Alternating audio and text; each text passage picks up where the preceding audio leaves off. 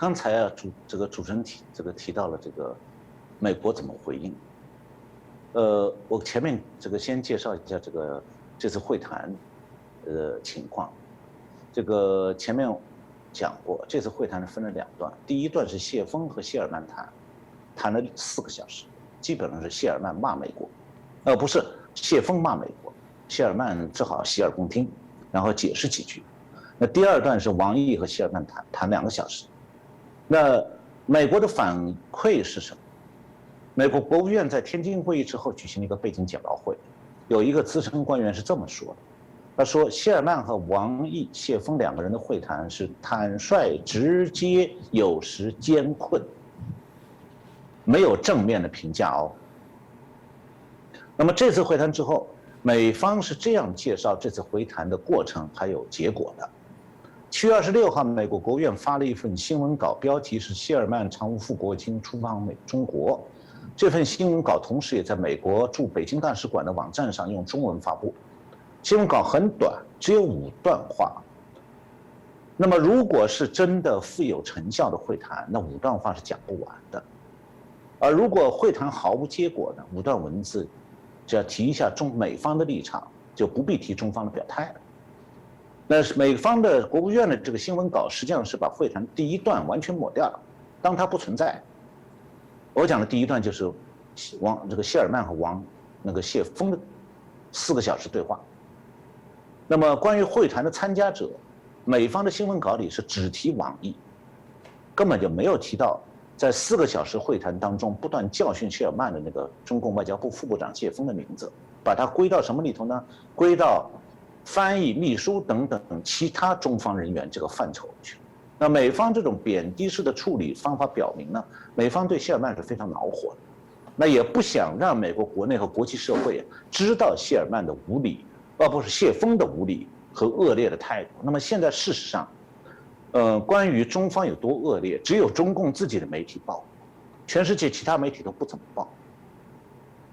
关于第2段谢尔曼和王毅的谈判呢，它的实质性内容，新闻刚才国务院的新闻公报，它是提到了几点。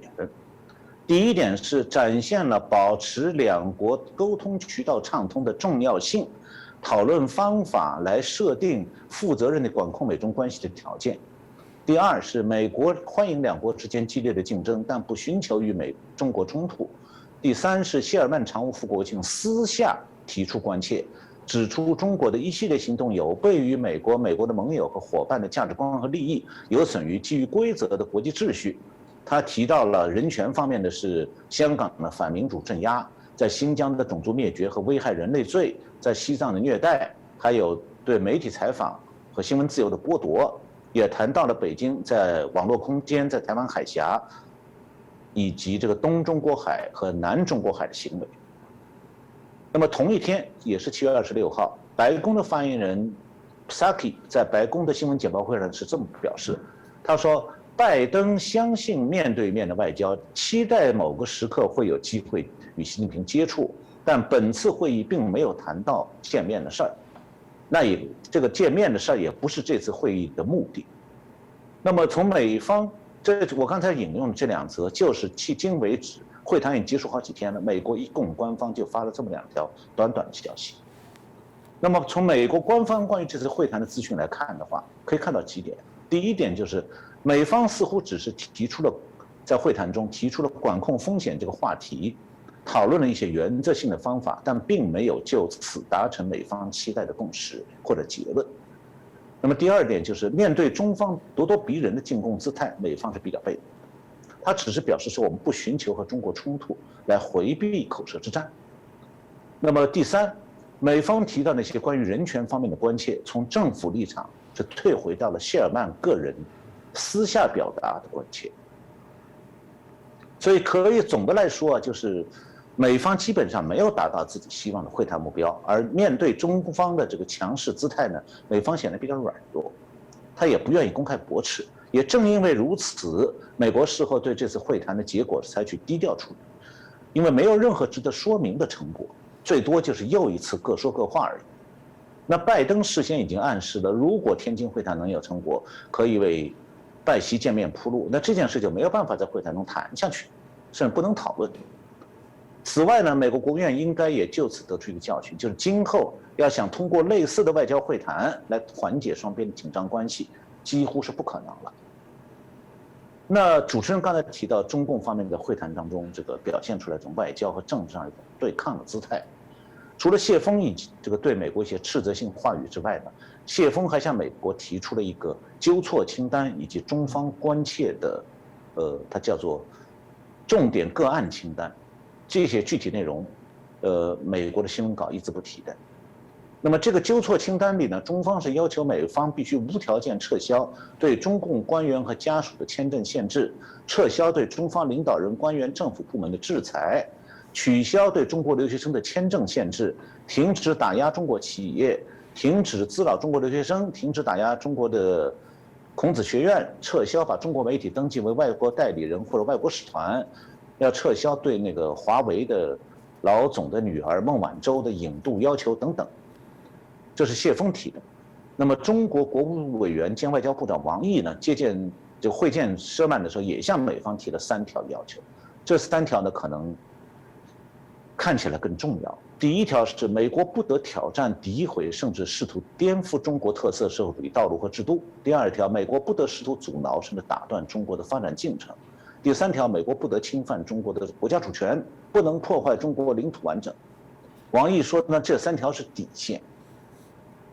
那么从王毅和谢峰的说话，还有他们的态度来看的话，中共是延续了拉斯加会中美对话那个基本策略，就是要求美方先无条件做出改变，要纠正川普时期的对中共的决策。一句话，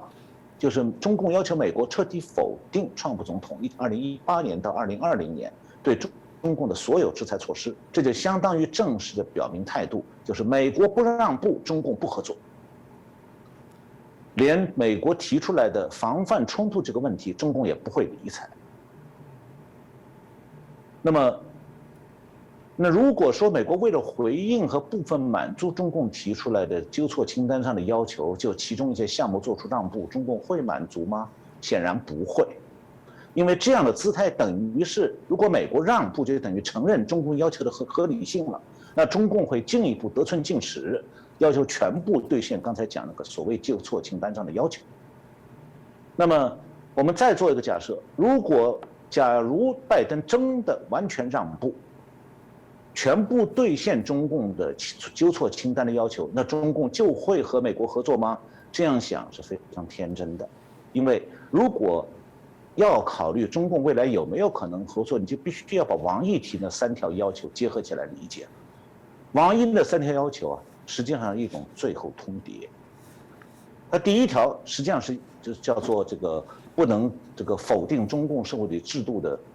这个正当性，其实就是要美国承认中共专制制度有它的正当性，不许批评，不许讲人权等等。那么第2条就是美国要原话叫做要不能妨碍中国的发展，不能打断阻挠中国的发展进程。这句话的意思就是美国要充分满足经济上中共的需要，包括盗窃技术机密，不然就又是中共说的打断中共的发展进程。那么第3条是要求美国不得妨碍中国所谓领土完整。什么意思？说白了就是美国不得过问中共对台湾采取的军事行动。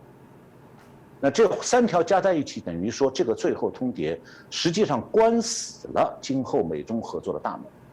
它的真实含义是，美国在纠错清单上面假如完全让步，中共仍然不会合作，除非你让我为所欲为。所以从某种程度上讲，不管拜登当局承认还是不承认，这次天津会谈已经因为中共现在和今后的强硬立场，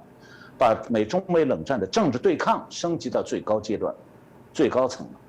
再没有可以斡旋的空间。换句话讲，就是拜登当局被逼到墙角，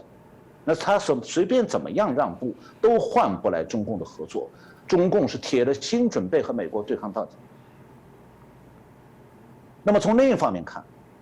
拜登现在还是在照搬美苏冷战时期应对苏联的策略，试了一下，一开始就已经失败了。那美国错在什么地方？错就错在美国目前的当局啊，完全回避了一个现实，就中共是一个比苏联更坏、更加无法无天的冷战对手。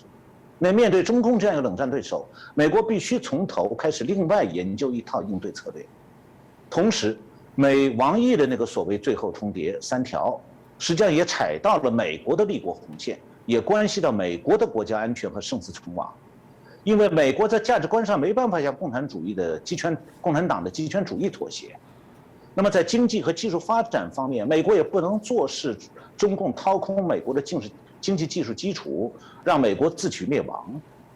那么在军事对抗方面，美国更不能够放弃第一岛链而陷入国防危局，那样的话就会让美国处于中共水下发射这个核导弹的随时威胁而很难防御。这一点我们以前介绍过。那么同时，如果美国放弃第一岛链，日本和澳大利亚将沦陷给中共。